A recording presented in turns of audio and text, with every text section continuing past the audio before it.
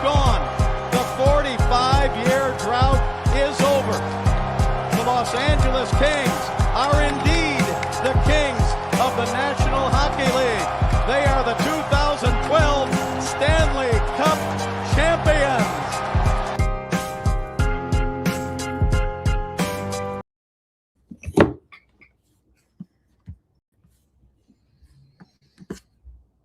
What's going on, guys? Welcome to I wouldn't say post-game, but the first live of the 2026 year. Happy New Year, everybody. Happy New Year, Dime Dropper fam. It is a pleasure to be doing this for another year. 2025 was absolute dog shit for me, as everyone knows, and you did not get consistent content as a result. So this year, we for sure are going to do better.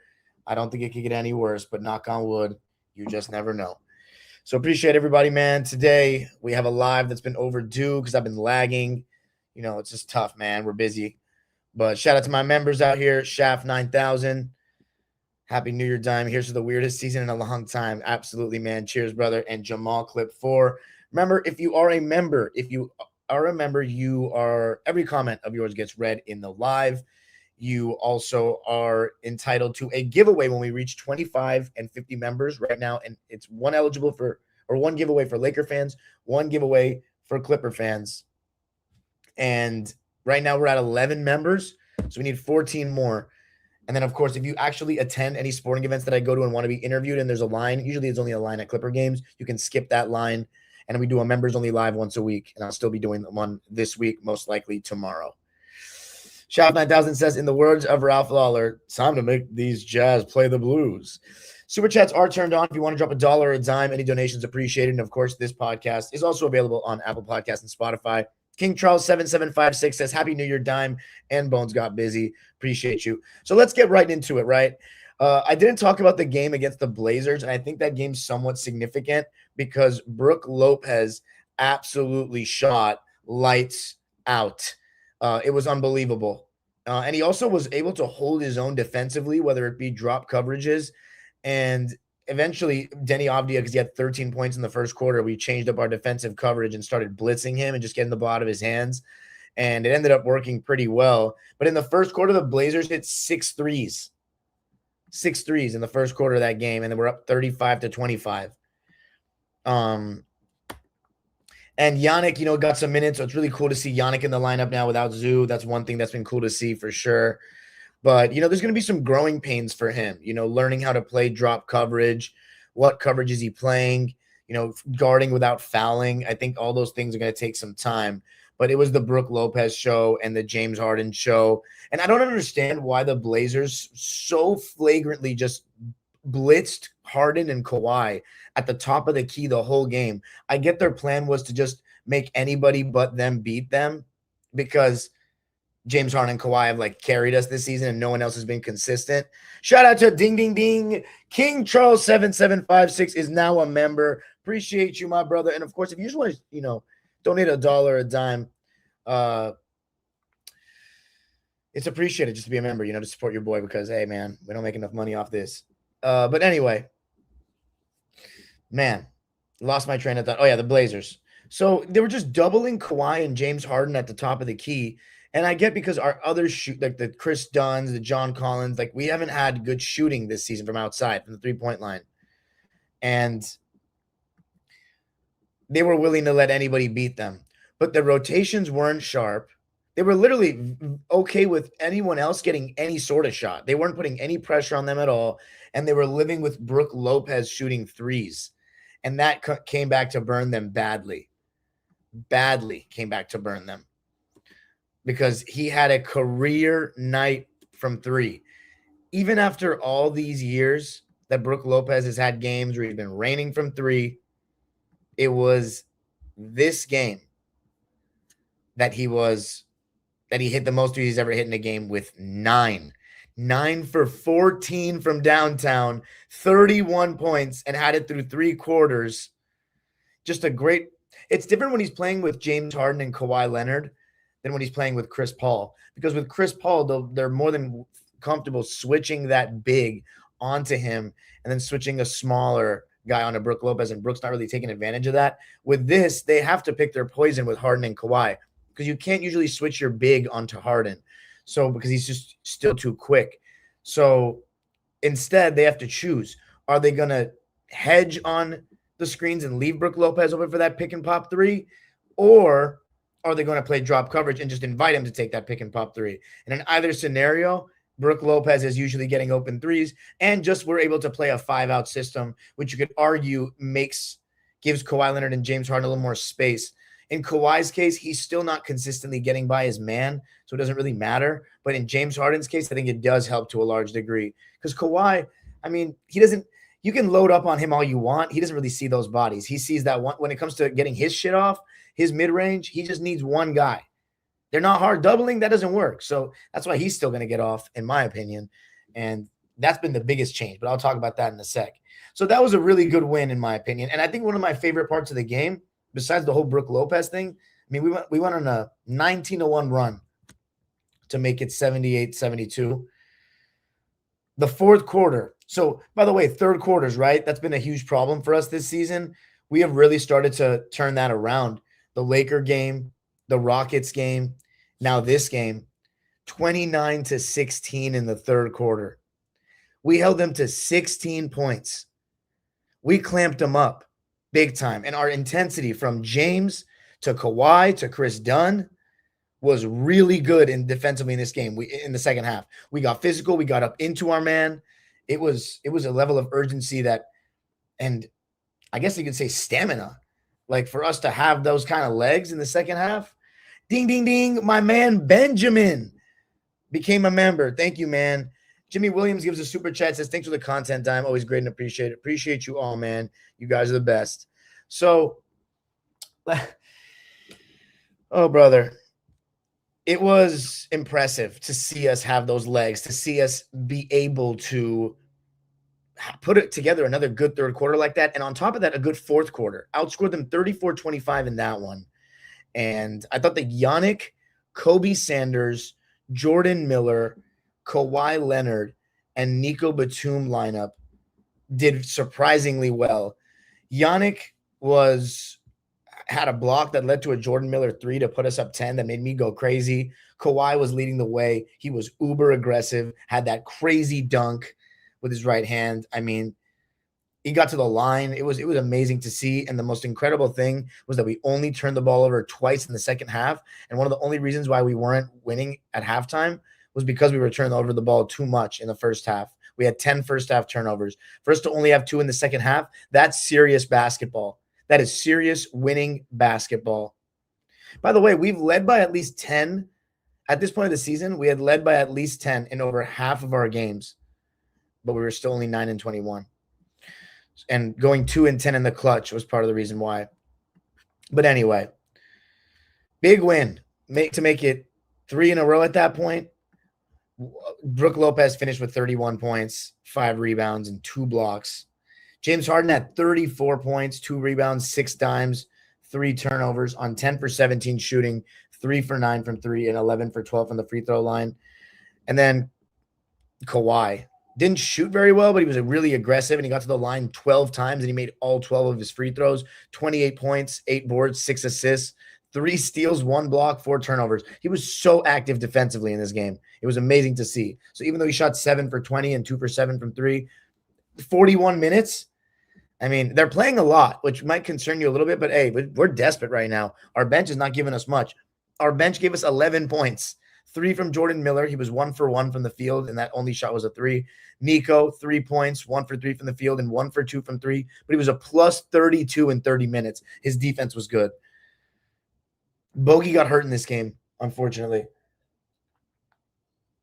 So Bogey, I don't know, man. His body's just breaking down. It's very sad to see. It's really sad to see.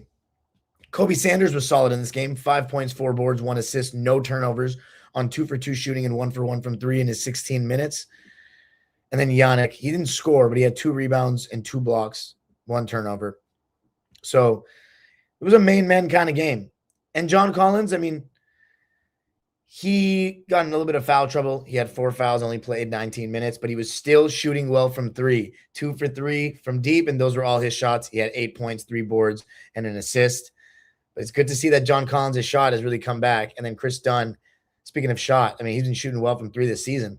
1 for 2 from 3 in this one, 3 for 5 from the field, 7 points, 3 boards, 4 dimes for Chris Dunn. So that was that one. And then maybe the most impressive or exciting win in this stretch, I could not go because it was I had a family event that was very serious. But ding, ding, ding. New member, Marky Mark Sr. Appreciate you, man. Also, one thing I forgot to mention about the membership is that when in the members only live, you can come on stage or request any topic, or we can watch film on anybody that you ask about or any team in the last 20 years, any type of possession. If you want to look at Blake Griffin dunks, we can look at that. If you want to look at CP3 pick and roll with the Clippers, you can look at that. If you want to look at Kobe, we can look at that. LeBron, anything of that nature. Tim Duncan, Dirk, we'll do whatever you want. Zubats wasn't a problem during our closeout last season, going 18-3. Not so simple as Zoo is the problem, guys, says Shaft 9000. Anyway, Clippers and Pistons. So I could not attend this game, unfortunately. And every single time I don't attend a game at Intuit Dome that Kawhi Leonard plays, maybe not every time, but 90% of the time, he does something amazing. You look at the Sacramento Kings left-handed game winner he made last season. You look at the game winner he made against the Pelicans on Halloween. And then you look at his career high. I had challenged him. Kawhi never gets 50. He never shoots enough. He never plays with that sort of aggression throughout the course of a game. Well, this was one of those games. And it happened in a Clipper uniform. And it was pretty amazing to see that the way he and Kawhi, it's interesting. You know, we've gotten to know him now in terms of his game in these 6 years that he's played for us, because technically he's been on the team for 7, but obviously the 2021-22 season he didn't play. But when he's moving with this, there's this certain bounce that he moves with in these kinds of nights where he has the ball on a string and he's pounding the shit out of it. And when you pound the shit out of the ball, man, it's always a good sign. But it's not the over dribbling that he does at the end of games when he like can't create separation. It's like bop, bop, and he's getting into his pull up like right there. And he's elevating more than normal, and he's just moving quicker than normal, and he's looks like he's ready to dunk. That kind of stuff, it comes out like in game 6 against the Mavericks.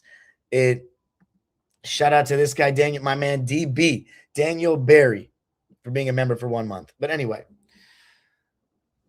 it comes out in these certain games, and I can just see it coming when he's starting to play with that kind of bounce, that kind of rhythm. And this game, he was, knocking. It doesn't matter. It didn't matter if it was Asar Thompson, Cade Cunningham, Jalen Duren on a switch. And they were not, it took a while for them to start just hard doubling him. But it was, an absolute masterclass. And we did it without John Collins too. But we started rolling early, and you could just see the team playing with different confidence. The way we went up 16-6 and Harden hit that transition 3. We're like, damn, we're coming out the gate swinging. No JC, no Ivica Zubats, no problem against right now the team with the best record in the Eastern Conference. The best record in the Eastern Conference. 16-6. Harden had 12 points in the first. Kawhi had at least 10 in the first. Picture perfect first quarter. At one point, we were up 33-14, but we ended the first quarter up 33-20. And then in the second quarter, the Pistons actually went on an 8-0 run. A little bit of JH foul baiting to end the first, but we punched right back and went on a 9-2 run to make it 51-32. And Kawhi was just moving crazy on both ends. And that's the thing with Kawhi in this game and in the Blazers game and just these last couple of games. He looks like he has completely different legs on defense and just his energy in general. The way he's sliding his feet right now and getting into his defender, pressuring them and looking like he's going to get a steal damn near every time he's on the ball. That shit is kind of scary. I'm not going to lie. If you're the other team, when Kawhi's playing like that, he's definitely top 10 in the league.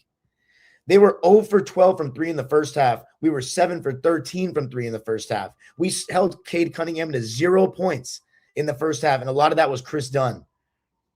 And Yannick had a sick putback, by the way, in the first half. But then Cade came out swinging, and he actually ended up with 27 points all in the second half. So great player is going to do great player things. That's just going to happen. But my God, Kawhi Leonard, 26 points in the third quarter, was hitting every shot imaginable, pull up on a dime going both ways, which when he's moving like that, I mean, it's finished. He's getting his shot up way easier than normal. He's just moving with different, and that stuff is rare. Like he's in peak form right now, but that particular game, that's just a game where he's in the zone. But the thing about the zone with him is it's not about his shot making to me. It's about his legs and just like the way he's moving out there. And it's very noticeable when he's in one of those zones. But if his baseline is the way that he's playing in these other games, like Portland, the game he just played, I'm going to talk about against the Kings, if he's playing like that, if that's like the base for him, where he's getting an easy 30, which he's very capable of, that's amazing. That's a top 10 player. That's looking honestly even a little bit better than last year, kind of closer to that 2024 version. But now you don't have Paul George to feed. You know what I'm saying? So we want to see Kawhi continue to play at this level. Obviously, 55 is unattainable. That's a special occasion. Tying James Harden this season. So in 10 of our wins, out of the 10 wins, 2 of them, we've had the franchise record for most points in a single game as a Clipper from James and Kawhi. 55 points on 17 for 26 shooting, 5 for 10 from 3. And maybe the most encouraging part is the 16 for 17 from the free throw line. His free throw streak came to an end, but the fact that he's shooting 17 free throws in a game, that's special. 11 rebounds as well. It was a 55-point double-double to go along with 2 assists, 5 steals, and 3 blocks. Are you kidding me? And 3 turnovers in 39 minutes. And Brook Lopez, I have to say, the beginning of the game, the Pistons strategy was literally to stay, because it was coming off the game that Brook had hit 9 threes. They were literally staying home on Brook Lopez and letting Kawhi Leonard and James Harden get line drives before one of the guys that was guarding Chris Dunn or Nico Batum came and rotated. And that was a horrible idea, because at times they were still late on that rotation and James Harden and Kawhi were getting fouled, or those guys were getting open shots. And again, Chris Dunn was 1 for 2 from 3. Nicholas Batum was 4 for 8 from 3. And of course, those were all his shots. And he started in place of John Collins, and he was fantastic. 12 points, 4 boards, 1 assist, 1 steal, no turnovers. He was a plus 25 in 31 minutes. God bless Nico Batum. He's just so consistent, and his bad games are just never that awful. They're really just him missing threes. And then Brook Lopez, 7 points, 3 for 7 shooting, 1 for 4 from 3. So he didn't even shoot that well from 3. 7 rebounds, 2 assists, 2 steals, 1 block, 2 turnovers. And all I have to say about Brook Lopez, he just needs to be serviceable defensively and on the glass, and he's been that during this winning streak, and I give him a lot of credit. By the way, I know people are going to be wondering 2 things as I'm talking right now. Didn't you say you want to trade Kawhi, and are we better without Zoo? I'll address those in a second. Now, real quick, though, we got some members' chats. Shaft 9000 says, just going to enjoy the closest thing to MJ 96-97 being on our team while it lasts. Why not 97-98? Drop 96 on them Twins, says Marky Mark Sr. Absolutely, he did. We ain't beating OKC, LOL, says Marky Mark Sr. Shaft 9000 says, love the youngins' progress and win streaks are fun. Gonna take a 12-plus W streak with OKC in it to make me believe we can get past round 1 again, though.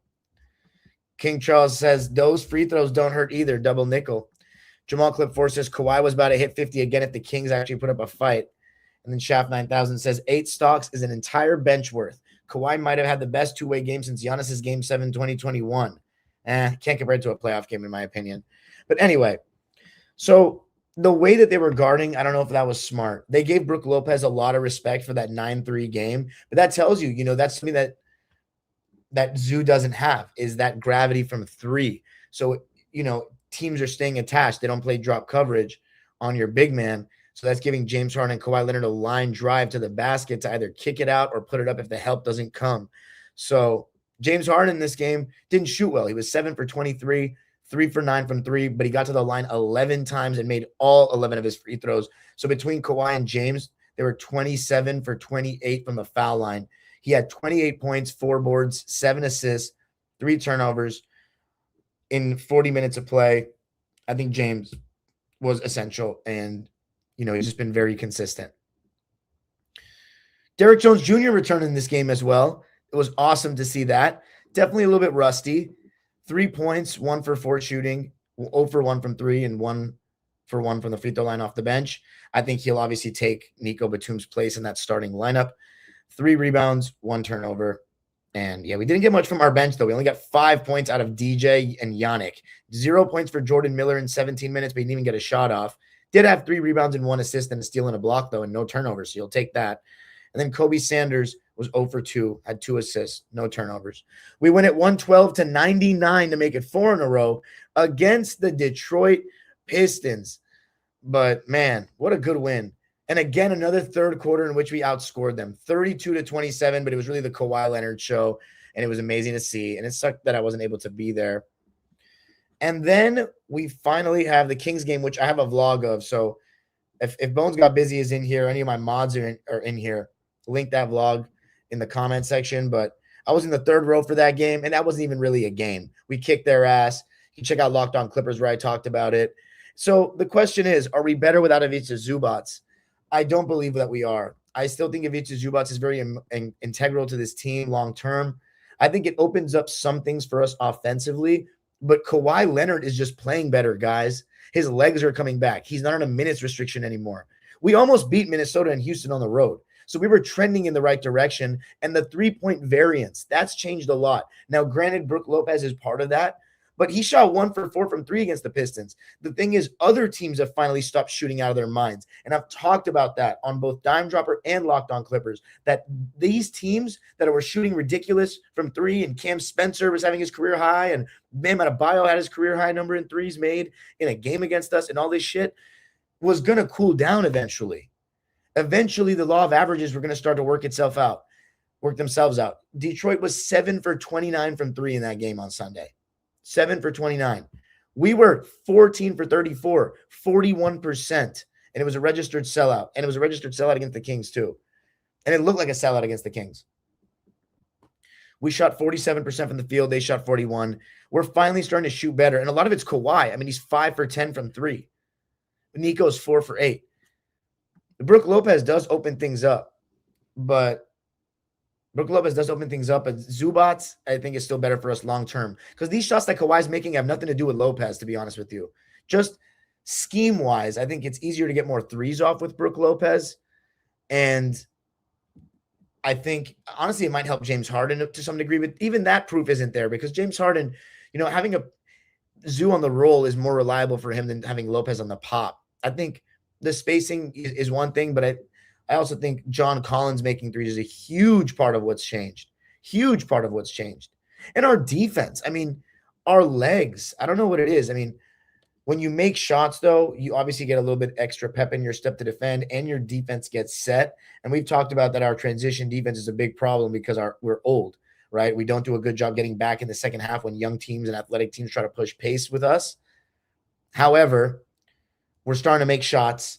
That gets our defense set. And I also think we're just playing with a level of desperation now. I don't know if Chris Paul needed to go. I don't know. I don't think Zoo's like a cancer or anything like that. I don't buy it with the Zoo thing. I think there's some advantages to having Brook Lopez starting. I will say that. Or just playing more with the spacing. But I don't think that is like it's all because of that we're playing better. And I don't think that he's a better long-term fit. Even when I mean long-term, I mean this season than Zoo. I don't agree with that, no. But like Zoo's still a better rim protector. He's still a better rebounder. He gives us second chance opportunities. It's not like James Harden's been shooting super efficiently in these games. So you can't say that. But it gets us, it allows us to shoot more threes and in turn make more threes. And we have lacked that as a team. I'm trying to think of who else I was going to talk about. I guess that's, Kawhi getting traded and all that. Look, it's all about what teams are offering or if we're making calls. The thing is, Kawhi Leonard is one of the best players in the NBA, but it's a ticking time bomb with him with the injuries. This is not sustainable, but I hope it is. And then if we really want to get into conversation, let's act like Kawhi is like that dude, right? Going into the playoffs and he's balling out. Honestly, I would take Kawhi. I'd keep him. Fuck it. If we have Kawhi, if you're telling me guaranteed Kawhi healthy in the playoffs, you still want to trade him? Nah, probably not. If we can guarantee he'd be healthy for the whole playoffs and we're there, probably not. I wouldn't want to trade him. But then the next conversation comes with like, look, if we're gonna trade him though, we need to do it when he's playing well, not when he's playing like ass. And right now he's playing well. So I'm just curious to see what teams will want. I still think no matter how well he plays, I would still have be calling and seeing what teams would offer, because we need to rebuild some draft capital. But then if we really want to get in the conversation of if Kawhi is healthy, I don't trust James Harden in the playoffs. Let's go back to that. I'm not even going to talk about it right now, but everybody knows how I feel about that. There's a ceiling to him. And then to get a better supporting cast, which is an even bigger issue, because those two are fine. Like, we can still win a series with them. A series. I don't know about conference finals. If we get a better supporting cast, I'm not down to trade more like young players. So, that's all I have to say about that. But hey, man, I'm happy for the team. We got Utah tonight. I'll be there. And by the way, the last vlog was really good. I know it was long. And by the way, let me know in the comment section below. By the way, yes, Happy New Year to my man Danny. He's a mod. Would you want Eclipse to trade for Anthony Davis? Fuck no, he's too injury prone. But everybody knows I like Anthony Davis. I covered him on this channel for so many years on basically a game-to-game basis with the Lakers. But yeah, Shaft 9000 says, in my humble opinion, Lou's fixation on starting Beal and then him crashing out was the biggest wrench in our gears. Then CP3. I do agree with the Beal thing. And maybe, yeah, CP3. Yeah, Kawhi Leonard deserves credit. All the people that hate not Kawhi Leonard. Kawhi Leonard, of course. Ty Lue deserves credit. Ty Lue, everybody was slandering him, saying how ass of a coach he is when we were losing. And now that we're winning, it's church mouse quiet about him. Yeah, love Yannick, man. Absolutely. Yannick has looked good. He came off that career high, 16 points. We got a good player in Yannick. So 6 in a row tonight. We're getting back in the mix. I would still take calls on Zubats. It's not just Kawhi, Zubats and Harden. So by the way, that vlog was good. I asked fans about that. Zoo, Kawhi, how do you feel about it? Do you think we're playing better without Zoo? Very interesting and diverse answers across the board. Some are like team trade Zoo, some are keep Zoo, some are trade Kawhi, keep Kawhi. Check that out. By the way, I wanted to ask, and you can answer in the comment section of this video and in the chat right now. Do you guys prefer that it's just one video, the whole vlog, even if it's like 50 minutes, or would you rather have the pregame and the game split up with the postgame interviews in 2 separate videos? What do you guys think about that? But anyway, let's talk now about, real quickly, the way the Lakers have played in the games that LeBron has been back. Now, of course, I've talked about with the Laker fans that, damn, did my audio just get a lot better for the, what's it called, people? For the people in YouTube? Because that was not intentional what I was just doing in terms of sound. But the Laker fans, right? Going into the season, I've had this expectation. I keep saying this. I've had this expectation every single season that I try to cover every Laker game and talk about it like I do Clipper games. But naturally, just because King Charles gives the boo. Hey, man, you guys can boo him. You guys can boo him. So given the expectation that I've set since I started my channel about covering all the Laker games, now that I've become more busy and like I have way more obligations, I think this will be the last season that I attempt to do that. I'll still cover the Lakers at least once a week or whenever I can going live, but I can't have the expectation I'm going to cover them on every single game or damn near every single game basis. So that's just the reality, because it's hard enough to watch one team's all 82, but it's tough enough now as an adult, and they don't have Kobe anymore, so it's not as fun. So two teams is hard. So I was, covering every game of the first, 17 games, basically all the way to where LeBron came back, and the last games I talked about were against the Jazz. But, and I said, if I'm not caught up by game 20, I'm just going to throw in the towel and just talk about whatever game's happening now. And I'm going to mix it up a little bit here, because I do believe when you see that, I'm looking at my timeline, right? And I'm seeing LeBron stands and Luka stands going at it. And it's just really hard for me to want to skip any games of that story. So I've been watching a lot of the all possessions versions of NBA on NBA League Pass. And I've been getting a nice picture of what's been kind of going on.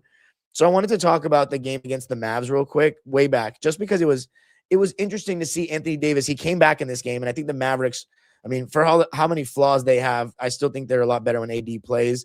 And he was playing at the 5. And I think part of the problems with the spacing AD hanging out at the perimeters when he plays the 4, and he doesn't want to play the 5 much because of the contact and all that, but he's so much better at the 5, and everybody knows that. And I think he might know that. He just doesn't want to do it. But the Lakers were doubling him and forced 6 turnovers on the Mavs in the first quarter, and Luka was just Luka. But it was just a really good performance from Luka, Austin Reeves, even DeAndre Ayton.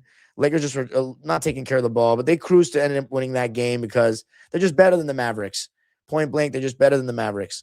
But my takeaways in that one was that LeBron, he's still kind of easing his way into things, but he was taking more of an off-ball role, and he wasn't really in a very good rhythm. He only had 13 points, and he played 34 minutes in this game, and this was his 3rd game back, I believe. Yeah, because he played against the Jazz twice, and then it was his 4th game back because he beat us, of course, and that was his best game at that point. But yeah, they only held Anthony Davis to 10 shots, which is good, but they were down. Lakers were actually down at halftime, but they outscored the Mavs 38-32 in the 3rd and then 31-25 in the 4th. Another masterclass for Luka, 35 points, 5 rebounds, 11 assists. Then Reeves, 38 points, 8 rebounds, and 3 assists. And they went 19 for 20 from the line combined. So the Lakers also don't have depth. I talked about the Clippers not having a bench. The Lakers don't have much production from their bench, but we knew that going into the season when it comes to them. But Reeves and Luka Doncic just continue to dominate. And Ayton was 17 points, 8 rebounds, and a steal and 2 blocks to go along with 2 assists on 8 for 9 shooting in this game. So I think Ayton, up to this point, I haven't watched the last couple of games, up to the first 18 games, really good. And then Rui, 4 for 8 from 3, continues to shoot really well from downtown. But LeBron, it's interesting, like how much longer, I'm wondering at this point, I'm going to keep talking about it, but how much longer could he play? That's what I was thinking, is how much longer could he play in this supporting role without eventually getting going or kind of saying something? The next game was against the Pelicans, and I have nothing to say except for the fact it was a very shorthanded Pelicans team, and they just beat the shit out of them because they had no talent. Their best player was Sadiq Bey or Jeremiah Fears or Derek Queen. And, Sadiq actually had 22 points in this game, and Bryce McGowan's at 23, and Jeremiah Fears at 21, but Lakers won 133-121, and they were in charge the whole game. They outscored the Pelicans 46-27 in the first quarter, and were up by 20 at halftime. So the game was basically over at the half, and LeBron didn't play. DeAndre Ayton played, and everybody was out, as I said, for New Orleans. You also saw some minutes in this game from Adu Tiero. He played 3 minutes, but he looked pretty good defensively in those short minutes. And then Ayton, I thought he was really good in this game, man. His pick and roll chemistry with Austin Reeves has just been really good this season. They've really developed a nice understanding with one another when DeAndre Ayton wants the ball, and Austin Reeves does a good job of playing that pocket pass to him. Ayton had 22 and 12 in this game on 7 for 9 shooting and 8 for 8 from the line. Rui Hachimura, a rare game where he didn't shoot well, 6 for 14 from the field, 2 for 8 from downtown. But it's the Luka and Austin Reeves show. They combined for 77 points, it's matching Luka Doncic's number. Luka at 34, 12 rebounds, 7 dimes, 1 steal, and 1 block. He's had active hands defensively at times so far in these first 19 games of the season. But shot 9 for 22 from the field, 4 for 12 from 3, so a lot of threes. 12 for 14 from the foul line. Then Reeves at 33 points on 9 for 15 shooting, 4 for 7 from 3, and 11 for 12 from the foul line to go along with 5 rebounds, 8 assists, 1 steal, 1 block, but did turn the ball over 5 times. So that's another win for them. Sweet Brown, Danny says, keep the vids long. I dig the pre/post-game interviews and the vlogs, man. I also timestamped them, by the way. Nice to hear what other fans think about that, from the OG Clips fans to the newest Lob City Clips fans. Appreciate that. Shop 9000 says, Lakers are stuck in a transition season with few options until the $62 million father-son Make-A-Wish project ends. They're mid. Interesting points there. We'll continue to talk about that. So Lakers win that one. They go to 15-4. That was a not even a challenge game. And then the Suns. This was a very interesting game. Very interesting game. Beginning of last month, about a month ago. December 1st, actually, exactly a month ago. Devin Booker got injured in this game. But the Lakers underestimated this Suns team. They came out, thought shit was sweet, coming off those wins against the Pelicans and the Mavericks, now a little winning streak, and the Jazz. And the Suns played very hard. JJ went with a lineup. It was tied after the first quarter. JJ went with a lineup where Reeves and LeBron weren't in the game, and it was just Luka, and it was really bad. Like, it was all Luka scoring, but it was, when Luka plays this certain way, which is very Harden-esque, where he just dominates the game and he takes step back threes, and he's just, the ball's in his hands 24/7, and everyone's just standing around, or it's either just him pick and roll or double drag every time down the floor. It's like, when it doesn't go great, it's not good. And he ends up turning the ball over, missing a lot of shots, and no one's getting involved. And then he still ends up getting points because he shoots himself into rhythm, but it has the same disadvantages that I talk about with Harden ball. It's the same thing. So he had, Luka had like 27 points in the first half, but it was just way too much Luka. He has better players that he can give the ball to a little bit and spread the wealth. And, a lot of it's also Luka getting downhill and not settling. Because when he settles, the defense doesn't break. He shoots over a guy, but you're not drawing two. You're not getting the defense in rotation at all. So besides that, Dillon Brooks was not missing any shots off the dribble. It was ridiculous. Contested jumper after contested jumper. I do not know what I was witnessing, but it was pretty fucking special. It was insane. So the Lakers without Devin Booker were getting clapped 66-52 at halftime. And then they got outscored 30-25 in the third. I thought the Suns were playing out of their mind. Gillespie was knocking down open threes. They were getting in transition and running the Lakers out of Staples Center. Brooks looked like a superstar. And between Ryan Dunn, Royce O'Neal, Jordan Goodwin, who was a good member of the Lakers last season, honestly, and then Dillon Brooks, they were all clamping up and just doing a good job on Luka, AR, and LeBron James. And then LeBron had this moment where he was talking to the Suns bench laughing, and JJ Redick had to call a timeout. I thought that was one of the most despicable things I've ever seen any player in a GOAT conversation do. I'm not even going to go into it anymore with LeBron. He's all-time great, but just stuff like that makes it, you cannot, calling a person that has, and it's not just one incident. There's so many moments. You even go to last season when he's laughing in the middle of a playoff game when he's losing with another player on the opposition at the end of a game. I mean, it's just, I don't know, man. I just don't believe that that's okay. But he's great, And to have your coach call a timeout because you're not listening because you're laughing with the bench down 20?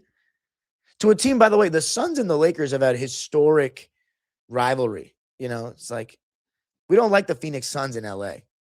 Laker fans nor Clipper fans. I thought that was despicable. They lost 125-108 on their home floor without Devin Booker. Dillon Brooks had 33 points on 15 for 26 shooting. 2 for 7 from 3, 1 for 3 from the foul line. What the fuck? Mark Williams at 13 and 6. And he plays with a chip on his shoulder when he plays the Lakers. He was 6 for 8 from the field. Gillespie had 28 points on 10 for 19 shooting and 8 for 14 from 3. Jordan Goodwin had 13 points on 5 for 10 shooting and 3 for 7 from 3. These guys shot. And Royce O'Neal had 11 assists. Since when? They shot 57% from the field and 44% from 3, and they only shot 8 free throws in the whole game.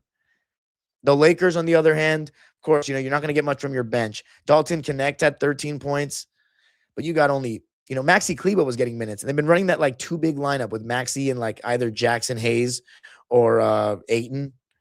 But Maxi had 5. LaRavia had 2. Jackson had 6. Gabe Vincent had 3 in 21 minutes. He was 1 for 6 from the field and 1 for 4 from 3. So they didn't really get much from anyone else. And they didn't even shoot bad, the Lakers. 51% from the field, 39% from 3, 87 from the line, but only 15 free throw attempts, which is crazy. They guard him. Austin Reeves and Luka combined for 6 free throws. Crazy what happens when you don't foul them. Austin Reeves, in this game, they tried to get LeBron in it more, and it did not look like Austin Reeves was in a rhythm. He had 16 points on 6 for 12 shooting, 3 for 7 from the 3-point line, and 1 for 1 from the free throw line. So 16 points, 4 boards, 3 assists, and 5 turnovers. So granted, AR had to be better. He turned the ball over 5 times. But this was the first game where I started to see that it looks like there might be just too many mouths to feed. King Charles says, Dillon Brooks makes me laugh. Such a troll. Yes, I am going to the game tonight. Yep, we could use a few more Dylan the Villains in this league. Too Disney right now. I agree. Phoenix bums. Yeah, the Suns. I will say this. I can't stand the Suns, but this team, this iteration of their team is pretty likable. Like they're younger, they're very determined. It's like a bunch of like ragtag guys that have been around. I mean, Dylan Brooks, he gives you this toughness. You got Colin Gillespie in there who's very annoying and Grayson Allen, but like they just play hard. That's fun to see. I can't believe I just complimented them. But anyway, so LeBron, right? So Austin Reeves, my biggest takeaway from that stat line, of course, you got to take better care of the ball, but only 12 shots and only 1 free throw. And when I watched the game, he just wasn't very involved the same way that he normally is. LeBron got more touches. By the way, Rui Hachimura did not score, which was crazy. And he's having a hard time staying in front of quick players. He had a donut in 23 minutes, got 1 shot off and missed it, and had 1 rebound and nothing of anything else. Wild. DeAndre Ayton, he was decent. 12 points, 9 rebounds, 1 assist, 1 steal. Didn't turn the ball over, but he was 6 for 8 from the field. Could have fed him more against his former team. But LeBron James, 10 points, 3 for 10 from the field, 1 for 4 from 3, 3 for 4 from the foul line, no rebounds at all. 3 assists, 3 turnovers. I don't think he was very good on either end of the floor, and he really looked old. He really looked old in this game. So if that's going to be what's taking it away from Austin Reeves, I mean, granted, it's only his, 5th game back, and I think this was his first loss. So I'll cut him some slack. That was his first loss, right? Then the next game against the Toronto Raptors was very interesting because Austin, no Luka, because his kid was being born. And AR was just insane, right? Now Austin Reeves, you take one of them out of the equation, Austin Reeves is now going off. Aggressive and cooking in the pick and roll. And the Raptors were missing open shots early. Laker defense was okay. Rui Hachimura, by the way, just cannot really slide his feet. He's a good help defender at the rim, and he's a big body, but he cannot really slide his feet. And with LeBron being back in the mix, you have AR, LeBron, and Rui. That's 4 bad defensive players. Your best defensive player there is DeAndre Ayton. And here's the thing. Austin Reeves tries hard, but he's at best mediocre. And LeBron in this game looked very washed. He was not, by the way, he barely got his 10-point streak in that game against the one I just talked about against the Suns. He looked washed in this game. He wasn't elevating at the rim. He wasn't hitting shots from outside. His feet looked slow on D. But the Lakers, they still, because the Raptors were cold early, they were missing like 1 play to kind of push their lead, but they just kept getting sloppy. I thought LaRavia did a good job of coming in and making a difference with 5 points quick in the first. But so they were up 31-26 after that one. And then in the second quarter, DeAndre Ayton was honestly playing really well. Deep catches around the basket, rebounding well, blocking shots. And in this game, they didn't have Jakob Poeltl, the Raptors. So Sandro Mamukelashvili started. And they didn't have RJ Barrett. So it was open season at the rim for DeAndre Ayton, and he did a really good job rebounding. And, of course, his pick and roll chemistry with Reeves is great. He was blocking shots. He looked like an intimidating presence around the rim. But then the Raptors started making some threes, mainly off dribble penetration because the Lakers can't stay in front, especially in transition. But the Lakers still outscored the Raptors 36-32 in the second quarter. So they were up 67-58 at halftime. But then the Raptors started hitting shots. Jacoby Walter was hitting. The lead was changing left and right. But 22 points in the third quarter. Outside of the fact that the Lakers' transition D was bad, they were doing really good things offensively. And Austin Reeves was just cooking. So LeBron was only shooting 3-pointers. I mean, he was settling completely. It looked like he had no legs on the Lakers side. So it was really just AR versus the world. Brandon Ingram and Scotty Barnes on the other side, as the game was going on, they were constantly drawing 2 onto the ball. And they were making plays. But late in the game, AR drew 2 offensive fouls, 1 charge taken, 1 where I think he just got a push off, and then tied the game at 120. And then to win the game, LeBron James, after Austin Reeves gets doubled, gives up the chance to continue his streak that lasted. Let me check how many games that lasted. LeBron James, didn't even mention it. Yeah, 1,297 consecutive double-digit scoring games in the regular season. He passed up the shot for the wide open Rui Hachimura, who's been lights out from three this season, and he hits the game winner at the buzzer for the Lakers to beat the Toronto Raptors. 123-120. Austin Reeves had 44 points, 5 rebounds, 10 assists in this game. Again, turning the ball over too much, though, 5 of them. But 44, 5, and 10. 13 for 21 from the field, 5 for 11 from 3, and 13 for 15 from the free throw line. And so besides the fact that this game had a game winner in it, the reason why I'm talking about it, even though it was on December 4th, is because it's interesting to see that when Luka Doncic doesn't play now and you only have these two, now AR gets to do his thing. So even though the Lakers got outscored 40-33 in the third, just having AR to close, they outscored them 23-22 in the fourth. And he got doubled at the end of the game. It all came from him. I mean, of course, great extra pass by LeBron, but Austin Reeves is the one that got the attention there. It's usually LeBron that gets blitzed. So LeBron, speaking of the devil, his streak ends with 8 points, 6 rebounds, 11 assists to no turnovers, though, which was great. 4 for 17 from the field, 0 for 5 from 3. He just does not have the same lift right now. And could it be that LeBron James is now washed? Is he finally hitting that decline? Is he finally starting to look human? That's what I was thinking when I was watching this. Rui had 12 points, 4 for 9 from the field, 2 for 3 from downtown, but made both his free throws, 3 rebounds, 1 steal, 1 turnover. Then Ayton had another solid game, 17 points, 8 rebounds, 2 turnovers, 2 blocks. I think Ayton's been really good so far in these first 21 games. Gabe Vincent only had 5 points. He's not shooting well. 2 for 8 from the field up to this point, 1 for 5 from 3. And I keep saying that because I haven't checked the stats. Nick Smith Jr. actually gave the Lakers a nice boost off the bench, as well as LaRavia in this one. 12 points. And if you remember, Nick Smith had that crazy game against Portland earlier on when everybody was out for the Lakers in that game, and they still won. He had 12 points in this game on 4 for 7 shooting, 2 for 3 from downtown, and 2 for 3 from the foul line. And then LaRavia had 14 points on 5 for 8 shooting and 2 for 3 from downtown and made both his free throws. And now the next game, very interesting. Not really, though. It wasn't much to say about it. The next night, they played the Celtics, and they got absolutely destroyed. Jaylen Brown was so far and away the best player on the floor. It wasn't even funny. No LeBron, the second night of a back-to-back, so they had no LeBron and Luka.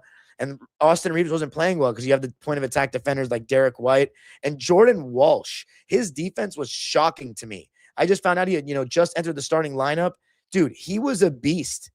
And I can see why the Celtics are playing well. You have a 3-and-D guy, Jordan Walsh, added to the mix. Derek White is still doing his thing, even though he's had some more inefficient games this season because of the attention that he's getting. But he's still so good on the defensive end of the floor. And the Celtics had one of those games that were just hitting every three. Derek White hit 3 threes in the first quarter, so to make it a 19-7 lead early. JB was too dominant, and everyone was bricking for the Lakers. And if Austin Reeves wasn't going to make shots, this game wasn't going to go anywhere. The Lakers couldn't guard them. They were down 39-17 after 1. In the second quarter, they was 30-29, so they matched them. But the Celtics, they were 10 for 14 from 3 to start the game. And then the Lakers made a little bit of a run in the third, but Celtics won 126-105. Ayton was poor in this game. One of his only bad games of the season. 6 points to go along with 10 rebounds, 1 steal, 1 block, 2 turnovers on 3 for 9 shooting. Jake LaRavia started in place of LeBron and had 6 points on 2 for 6 shooting, 0 for 2 from 3. The Lakers still shot 40% from 3, though. Gabe Vincent finally shot well. 5, maybe that helps him get some confidence back. 5 for 10 from the field for Gabe, 4 for 8 from 3, and 4 for 4 from the free throw line in this one, 18 points, and did not turn the ball over. And Austin Reeves, 36 points, 3 rebounds, 8 assists, 4 turnovers. So he's had 14 turnovers in those last 3 games. Has to do a better job of taking care of the ball because the Lakers, kind of like the Clippers, are a poor transition defense team. King Charles 7756 says Jaylen Brown loves playing West Coast teams. Interesting. But yeah, so Austin Reeves, 36 points on 9 for 18 shooting, 3 for 8 from downtown, 15 for 17 from the free throw line. And then Rui had 13 points on 5 for 11 shooting and 3 for 7 from 3. 13 points to go along with 7 boards, 2 turnovers. Maxi Kleber gives you 16 minutes and a donut. Nick Smith had 13 points off the bench. But that was it. Jackson Hayes only gives you 3. Dalton Connect 5. Jaylen Brown had 30. Derek White had 19. Peyton Pritchard had 15. Jordan Walsh had 17 on 4 for 5 from 3. Peyton Pritchard 3 for 7 from 3. So all starters had 10 plus points. Nemias Queta 10, Sam Hauser 12. They shot 53% from deep, 24 for 45. You were never going to win a game like that. And of course, without Luka and LeBron, it's tough. So that's a loss. So the Lakers are on that road trip, at Toronto, at Boston. It's a 3-gamer. Won the first, lost the second, and then they played against the Philadelphia 76ers. And this was an interesting game because it ended with LeBron James looking more like LeBron James. And Luka was back, by the way, but I thought the Laker process was dog shit in this game. At least to start, bunch of contested shots that led the Sixers to getting in transition. They were up 17-9. Rui can't guard anybody that's good offensively in the NBA. The Sixers were up 21-11 early, coming off an 11-2 run. And Luka was, had his ups and downs again offensively. He dominates the ball so much that you're going to have bad and good, but, when he's not playing his best and he's playing okay, like he'll hit a shot, then he'll miss a shot, then he'll turn the ball over, and he'll make a shot, and then he'll miss again. And he's like shooting 50%, but you add in turnovers, and add in the fact that no one else is really touching the ball, it can be tough. So he had some bad turnovers, bad shots, but he had some really nice skip passes to Rui in the corner for 2 threes and then started to get going. And as I said, he's so high volume that he gets himself into a rhythm.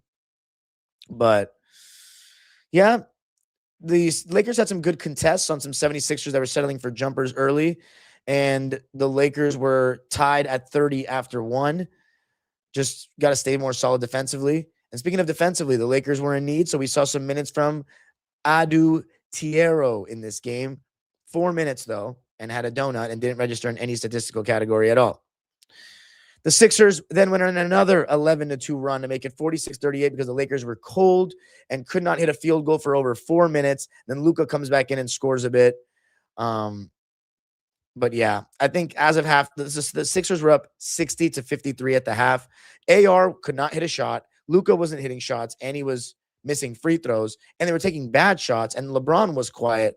So that, given the fact they weren't guarding well and they're only down by 7, I think that was a good sign. And then in the third quarter, LeBron started getting going. He had 2 post-ups over Dominic Barlow, and then he hit an open 3, so he had 7 points. Joel Embiid played in this game, so it was good to see Embiid. Played 30 minutes, but he was settling for jumpers and just did not look the same. The Lakers held him to 4 for 21 shooting, 0 for 6 from 3, 8 for 8 from the foul line. And a lot of them are just those, when someone has his hand in the cookie jar, he just rips through and shoots. 16 points for him, 7 rebounds, 2 assists, 1 steal, 1 block. He wasn't really that effective. DeAndre Ayton did a good job on him, and I thought Ayton was really good in this game. But I'll talk about him in a sec. He had 3 lob finishes in the third quarter and a block shot. So he was starting to get going, feeding off these guys. Lakers went on a 23-7 run to make it 78-70. AR hit a step back 3. Luka was starting to hit. Rui was hitting. So they were starting to roll on all cylinders offensively, and their defensive effort was increasing. But they committed some silly fouls towards the end of the third. So the Lakers outscored the Sixers 34-24 in that third quarter, and they just had to, take care of the ball going into that fourth. We saw some Austin Reeves LeBron pick and roll in the fourth with LeBron as the screener in that game, which I thought it ended up looking good because LeBron ended up getting a switch. He was finding guys in isolation when he was loaded up time and time again. So this was one of the first games that was really looking like LeBron. He looked like that in the game against the Clippers, against us, and then in this game up to this point of the first 23 games of the season. I thought AR, though, in the fourth took some bad off-the-dribble shots, but Ayton made up for that for him. He helped him out a bit with a huge block and a deflection in the fourth quarter. And then LeBron, clutch 5 points, huge jumpers. And then it was crazy because when LeBron was hitting shots, AR and Luka were still going hero ball, not looking for him, which I thought was wild. Like, when I've ever said that. So LeBron, best game so far, 12 points in the fourth quarter. Thought AR was shit. I thought Luka, but he's been so good this season. You got to give him a pass. I thought Luka was okay, and I thought Ayton was huge. Rui, good help defense, bad on-ball defense. Lakers win that one 112-108 and go 2-1 on their little 3-game road trip. The Sixers at that point were 13-10. But I've been pretty impressed with the Sixers given all the injuries they've had to Embiid. And, of course, Paul George has been in and out. But Lakers shot 48% in this one when it won 112-108. Shot 48% to the Sixers, 35%. But the Sixers shot 17 more field goals and only one less free throw. So, geez. 17 offensive rebounds to the Lakers, 8. Lakers definitely have to do a better job rebounding. LeBron, Reeves, all of them. The Sixers shot 36% from 3. So they shot higher from 3 than the field. And then 88% from the free throw line, whereas the Lakers shot 48% from the field, 36% from 3, and 63% from the free throw line. Paul George had 12 points in this game. 6 rebounds, 3 assists, 1 steal, 1 turnover, on 3 for 8 shooting, 1 for 3 from deep, and 5 for 5 from the free throw line in 32 minutes. 12 points in 32 minutes, Paul. Come on, man. 8 shots. That's weak. That's absolutely weak. And then Joel Embiid, I already talked about 16 points. You got 28 points out of those two if you're the Sixers. Maxey had 28 points by himself. Dude's been absolutely amazing this season. It's been really a pleasure watching him play. 28 points, 7 boards, 9 dimes, 2 steals, 2 blocks, 4 turnovers on 11 for 24 shooting, 5 for 8 from 3, and only 1 for 2 from the free throw line. So you got to give the Lakers credit for keeping him off the line. Then VJ Edgecombe had 15. But they played a 9-man rotation with Jabari Walker, Andre Drummond, who had a double-double off the bench, 11 and 12. Quentin Grimes, who's been fun to watch this season as well, and then Jared McCain. And then the Lakers went with Vando getting only 3 minutes, Adu Tierro 4 minutes, and then Jackson Hayes 17, Gabe Vincent 19, and LaRavia 17 off the bench. And all those guys combined for 10 points. LaRavia 4, he was 1 for 4 from 3, and those were all his shots. Jackson Hayes 3 was 1 for 1 from the field, but he got 5 rebounds and 3 blocks in his minutes. So you'll absolutely take that. And then Gabe Vincent back to shooting like shit. Well, not like shit, but 1 for 3 from deep. And those were all his shots, 3 points. All the starters for the Lakers played 31 minutes or more. DeAndre Ayton had a double-double, 14 points, 12 rebounds, 2 assists, 1 steal, 1 block, and no turnovers. I thought he was very solid. And he was 7 for 7. So I thought he was very, very solid. Very, very solid. 1 second, man. I got that winter cold, man. No, I'm just kidding. I'm not sick.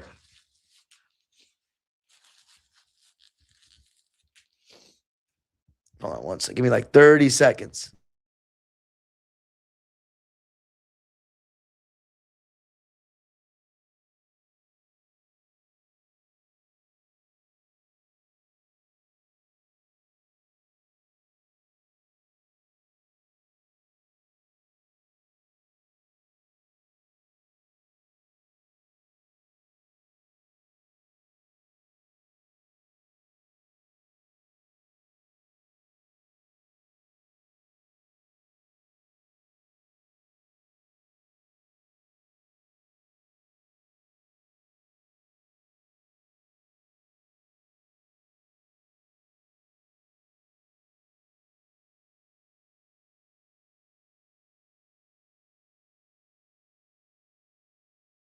My bad, fellas. So DeAndre Ayton, I think, continues to play really well. He's only had like 5 or 6 bad games this season out of these first 23. And then Rui Hachimura, really good performance by him. 17 points, 6 boards, 1 assist, no turnovers on 7 for 12 shooting and 3 for 7 from 3. I should say good performance on offense. Defensively was not good. And then you got the big 3. Austin Reeves was not good in this game, and I don't blame lack of touches, lack of usage. 3 for 16, 2 for 6 from 3, 3 for 5 from the free throw line, and only 2 turnovers, so he took better care of the ball. But he had 11 points, 4 boards, 4 assists, 1 steal, and block. 11 points for AR this season is crazy. But the Lakers still won because LeBron stepped up. He was my player. He was mine because he closed. 29 points, 7 boards, 6 dimes, 1 steal, 1 block, 2 turnovers on 12 for 17 shooting, 4 for 6 from 3, and 1 for 2 from the free throw line. The king might be back. That's what I was thinking at this point. Because I mean, I haven't watched the last couple of games that are like current. This was at December 7th. So by the way, I'm gonna give up this shtick very soon, but I really think I can catch up, guys. Like, I really think in the next 2 episodes, I'm gonna make that determination. And then Luka, 31 points, 15 rebounds, 11 assists, 2 blocks, 5 turnovers. We had a triple-double, He was 9 for 24 from the field, 2 for 9 from 3, 11 for 14 from the free throw line. I just think that at times Luka gets a little ridiculous with the ball hogging. And it is ball hogging to me. Even you're the best player, sure, but it's a little OD. And then the last game I want to talk about today happened. Appreciate this, Chef 9000 and Jason Lee Joe. The last game I want to be talking about today is the NBA Cup quarterfinal. Lakers on December 10th versus the Spurs. The Lakers got exposed in this game for a lack of athleticism against, with the way that the Spurs were able to make life tougher for them. They didn't have Wemby in this game at all. And they didn't have, they just didn't have Wemby. They had Stephon Castle for sure. They had Stephon Castle. He guarded Luka. Fox guarded AR. Cornette was on Ayton. Barnes was on Braun. Vassell was on Rui. So let's talk about those matchups, right? Stephon Castle is a good defender, but Luka Doncic is too big for him. So that shouldn't be a problem. Fox is a good defender on AR. And twice he picked his pocket clean, and I was like, whoa, swipe of the Fox for real. I was like, damn, AR, protect the ball better. Cornette is actually a pretty underrated rim protector, but I still think Ayton's got an advantage there. And then Harrison Barnes on LeBron James. I mean, he's definitely the most logical option, but that's a mismatch. In the past, it's been at least. None of these look like mismatches. Cornette was in drop. I think Ayton, though, he was playing great on both ends. He was contesting shots at the rim, finishing on the pocket roll, the little push shot he loves on the foul line. I thought the Lakers started okay, but then they failed to rebound. And a lot of it comes down to the fact that the Spurs are just more athletic than them, point blank. And LeBron's not boxing out. AR doesn't box out. Ayton can be a little soft with the ball sometimes. So you fail to rebound, and Luka was just shooting too many step-back threes, just too much settling. So good job by Castle. And then Keldon Johnson was one of those guys I was talking about crashing the offensive glass, and he hit multiple threes in the first quarter as well. So in my opinion, the Lakers offense, it's just all high pick and roll with either Reeves or Luka. Double drag or Spain pick and roll or high pick and roll. That's all they run. That's all they run every time down. Everyone just stands around. It's very hard to guard sometimes, but it's very predictable. And it's not that hard. It doesn't make your defense work that much. So, Ayton and AR have good chemistry with it, but Luka, just so many step back threes, and you just live and die with Luka. The way he plays, he was playing a little bit of what I call terrorist ball. So, and Braun doesn't look in control. He had 2 turnovers in the first quarter. He's not getting back on defense. He didn't look anything like that Sixers game. So the Lakers at one point in the second quarter go down by 20. They got outscored 39-30 in the first. They go down by 20 at one point because when they can't make shots, they're just not getting back in transition. And they started running their offense more through Braun than AR because of that last game. But I still think sure, but man, you're relegating AR, who's averaging 28 points a game, to your third option. And they weren't getting any advantages with Braun. He's not drawing 2 to the ball. He's not getting by guys anymore like that. He looks slower and older right now. This is the last Laker game I've watched besides the one that they lost to the Clippers. And in that game, LeBron actually played well in that game. But so I have to keep watching. That's why I'm saying that all these games are important for me to make judgments. If I want to cover this team, I got to watch the games. So I've watched now 20. This is game number 24. I got some more games to watch, around 9 or 10. If I can split it up in the next 2 lives, go 5 and 5, we'll be back. That's the goal. It's a lot of basketball to watch, but I'm going to try. But yeah, slowly the Lakers started getting back into the game after being down 20 when Luka came back in. And then LeBron had a crazy dunk. He postered Luke Cornette. That shit was crazy. They went on a 14-6 run to close the half. But, their transition D stinks, and they got to move the ball a little more. They got outscored 31-28 in the second. They were down 70-58 going into the second half. And in the third quarter, Stephon Castle came out swinging. Hit a 3, a floater and pick and roll. Lakers were right back down by 22, just like that. Then they went on a 7-0 run led by an AR3 and a Luka pick and roll floater. By the way, no Jared Vanderbilt at all in this game.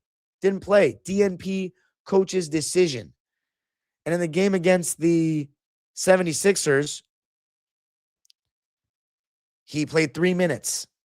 So is he getting phased out of the rotation? I know he's not good offensively, but there is no reason why with the Lakers' struggles defensively, allowing 126 points to the Celtics, allowing 120 points to the Raptors without Jakob Poeltl and RJ Barrett, allowing 125 points to the Phoenix Suns with Devin Booker injured, allowing 121 points to the Pelicans without Zion, Jordan Poole, Trey Murphy, and Herb Jones.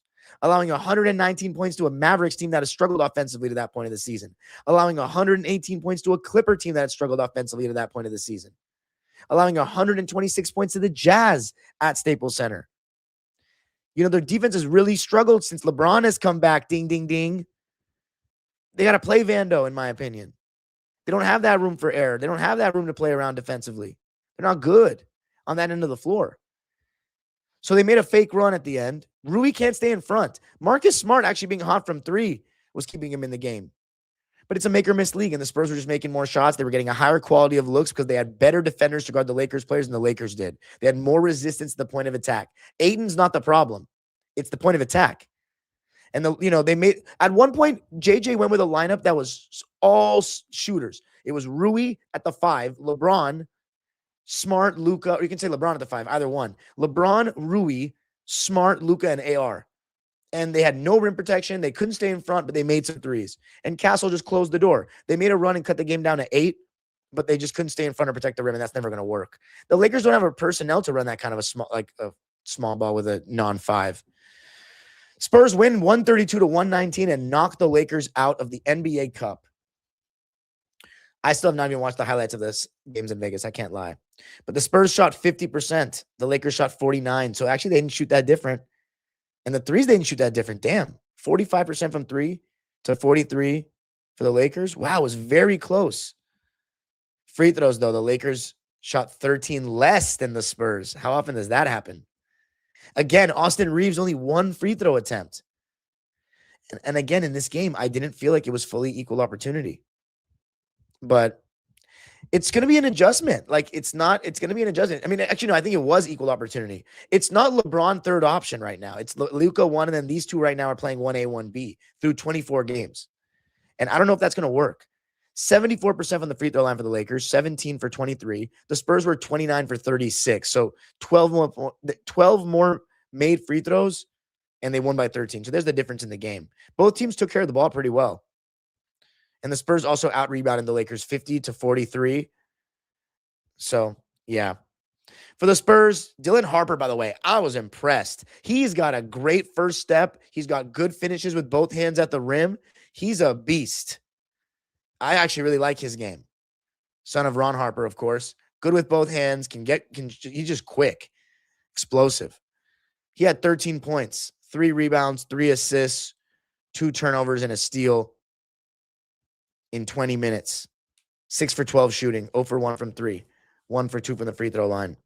Champagnie, great shooter off the bench, 16 points, 7 rebounds, 2 assists, 1 steal, 1 block, 2 offensive rebounds, 1 turnover on 6 for 8 shooting and 2 for 4 from 3 and made both his free throws. So you're getting 75, 50, 100 splits off the bench from Julian Champagnie, having 16 points. Keldon Johnson, what a game for him. Also, Kelly Olynyk played. He had 2 points and 4 assists, 2 rebounds. Keldon Johnson, 17 points, 8 rebounds, 1 steal, no turnovers. I thought he was fantastic off the bench, and I think he's been a great spark plug, like more of a vet, even though he's only been in the league for what? This is only his 7th season, but he's like a vet for this team, and he's coming off, getting offensive rebounds, giving him some toughness, knocking down some open threes. I've enjoyed watching him play this season. This is a very likable Spurs team, unfortunately. I'm just so tired of seeing the Spurs win because I had to deal with it my whole childhood.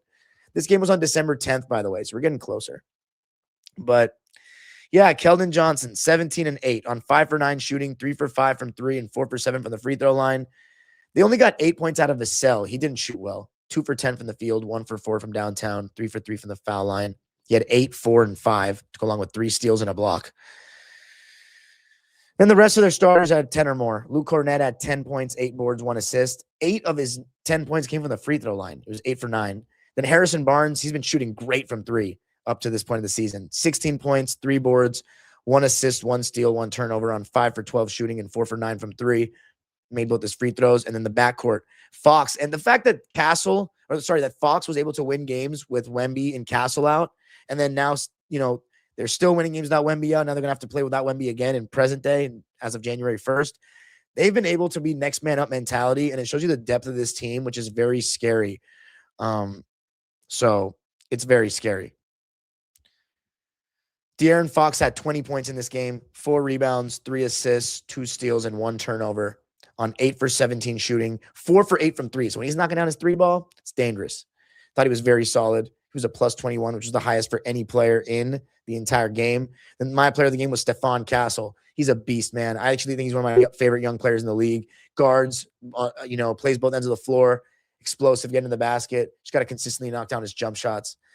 30 points, 10 rebounds, 6 assists, 4 turnovers on 10 for 14 shooting, 3 for 6 from 3, 7 for 9 from the free throw line in 27 minutes. He was amazing in this game. As for the Lakers, they got 1 minute out of Connect, 1 minute out of Tierra, so those weren't real minutes, and Bronny, so that didn't count. They only played a 9-man rotation. LaRavia only played 9 minutes. He had a donut, 0 for 1, and his shot was a 3, 1 assist, 1 steal, and a turnover. And then Jackson Hayes played 12 minutes, 2 points, 3 rebounds, 1 block on 1 for 1 shooting. Gabe Vincent, 14 points, a donut, 0 for 1, and his only shot was a 3. So between Gabe Vincent, Jackson Hayes, and Jake LaRavia, you get 2 points. And then Marcus Smart was awesome. 26 points, 3 rebounds, 1 assist, 1 block, 1 turnover on 9 for 16 shooting, and made half the Lakers' threes, 8 for 14. So he was letting it fly, and it was one of those games where he was hitting. He's a very streaky shooter, and he always has been, Marcus Smart. And then for the starters, Rui Hachimura, he didn't get enough shots off. But I think they like him in just like a working off the catch role. 8 points, 3 for 4 from the field, 2 for 3 from downtown. It's going to affect his rhythm, though, because sometimes they were feeding him in the post or against mismatches before LeBron came back. But it is what it is, right? 1 rebound, 1 assist. And now the thing is, when Rui is not getting as involved offensively, like, yes, he's a great floor spacer, but that's kind of all he does right now, because he's a liability not a liability, but he's a bad defender on the ball. So, it's just not, if you have LeBron James, Reeves, and Luka, Rui is not the guy. If you have Reeves and Luka, he's not that bad if you have a good defender in there. But, it's tough. That's a predicament that the Lakers have to face. So, yeah, nothing much from Rui there. He couldn't guard well. Ayton, I thought he was quiet. I think he was very okay. 11 points, 8 rebounds, 1 steal, 1 assist, no turnovers on 5 for 9 shooting and 1 for 2 from the free throw line. Then the big three. LeBron, 19 points, 15 rebounds, 8 assists, 3 turnovers, 3 blocks on 7 for 14 shooting, 0 for 3 from downtown, and 5 for 6 from the free throw line. I think LeBron was good in the second half. I just think he might just have to kind of understand he's the third option and then let Austin Reeves be the clear-cut second option. Because right now he doesn't look all that. And then you've got, but I don't know, he just came off the game against Philly, so maybe I should cut him some slack. Because he just came off the game against Philly. So I don't know. It's just tough. It's an adjustment period for the Lakers. LeBron's not just any player you just plug in. People are like, oh, you're just going to be able to plug him in. He's so unselfish and this and that. He's not used to playing like this. And then AR. So I thought it was a decent LeBron game, but not good enough. And then let's talk about the fact he actually rebounded in this game, but defensively, especially in transition, he's terrible. Austin Reeves, 15 points, 8 rebounds, 7 assists, which sounds great, but he turned the ball over 3 times. 2 of those were just getting pickpocketed by De'Aaron Fox. He had 1 block. He was 6 for 16 from the field, 2 for 6 from 3, and went to the line 1 time and made his only free throw, which is extremely rare for AR. And then Luka, to end it with him, 35 points, the leading scorer in the NBA as of 24 games, 5 rebounds, 8 assists, 1 steal, 3 turnovers on 11 for 24 shooting, 3 for 8 from 3, and 10 for 14 from the free throw line. Too much Luka. That's not he's not that inefficient, but when he shoots 24 shots, it's not the same as when a guy that works quicker shoots 24 shots. I'll say that. I don't think any of them played well enough. That's my opinion. So the Lakers, they're not a championship team. They're at best a second-round team. They have too many problems defensively, and I don't know how this is going to work with Reeves, LeBron, and Luka long-term. I have to watch more of their recent games. So they've played – after that, their next game that I'm going to watch is at Phoenix, and then they were on the road for 4 games. So I'm going to watch their little 4-game road trip, and then the last 3 games happen. So it's 7 games. I can do that. All right. Peace out, everybody. Hope you enjoyed, and I'm going to be at the game tonight, so let's go Clips. Check out the vlogs.